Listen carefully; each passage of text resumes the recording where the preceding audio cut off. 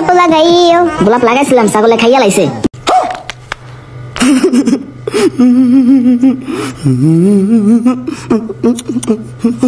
বাংলাদেশ যদি আপনি 2 দিনের জন্য ভালো হয়ে যান তাহলে আপনাকে হুজুরই বলা হবে। অবশ্যই হুজুর বলা হবে, যদিও যে কোনো গানে যদি না বলা হয়, কিন্তু বাংলাদেশে এটা সম্ভব।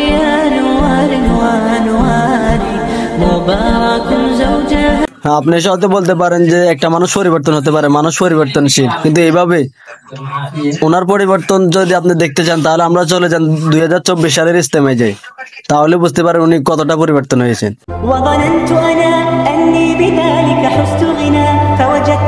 আজকে বিশ্ব ইজতেমার শেষ দিন, চাইলো বিরাবা মুনা এই দিন, দূর দূরান্ত থেকে লাখ লাখ মানুষ এলো, মুনাজাত তো শেষ হয়ে গেল। 2024 সালে ইজতেমায় গিয়ে উনি আপনাদেরকে সান্ত্বনা দিয়েছেন, এমনকি শান্তির বাণী শুনিয়েছেন, এমনকি ইসলামের প্রতিটা কথা শুনিয়েছেন।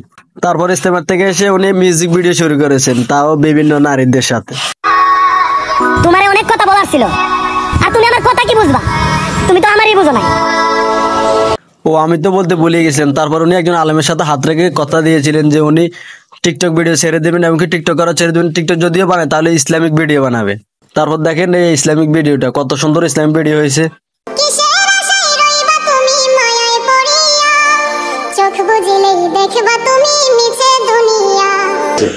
আপনি তো সেলসেলায় বেচতে যাইবেন।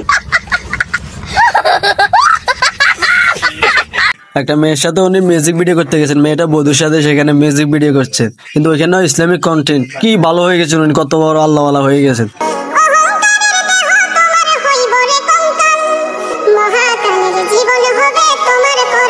আসলে উনি আল্লাহওয়ালা হয়নি, ওটা ট্রেন্ডিং এ হয়েছিল, হয়তো ওখানে মিউজিক ভিডিওটা বানাতে গেছিল, মিউজিক ভিডিওর সময় ওখানে দেখছে যে এই গজলটা ট্রেন্ডিং এ আছে, তাই উনি একটু ভিডিওটা বানিয়ে নিয়েছিলেন ট্রেন্ডিং বরাবর করে। ট্রেন্ডিং এর কথা বলে আমি আপনাদেরকে একটা জিনিস বুঝিয়েছিলাম, টিকটকার আর ট্রেন্ডিং পাগল, যখন যে জিনিস ট্রেন্ডিং এ থাকবে তখন সেটা নিয়ে কথা বলবে। এখন কি সেই জায়গায় যাবে, যেখানে ভিউ হবে সেখানে যাবে। আমি গর্বিত, আমি একজন মুসলমান, আছি এখন বিশ্ব ইজতেমার ময়দান, আমি তো প্রতি বছরই আসি। আপনারা আল্লাহর রাস্তায় বের হবেন তো? আমার কাছে তুমি পরীর থেকে সুন্দরী।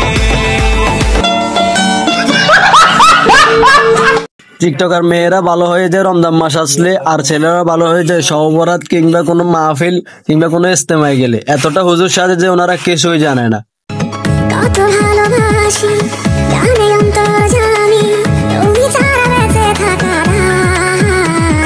2024 উনি ইজতেমায় গিয়ে যা যা করেছিলেন, কি কি করেছিলেন সবকিছু একটা ব্লগ ভিডিও বানিয়েছেন, এমনকি সেগুলো কিছু আমাদেরকে দেখতে অনুরোধ করেছে।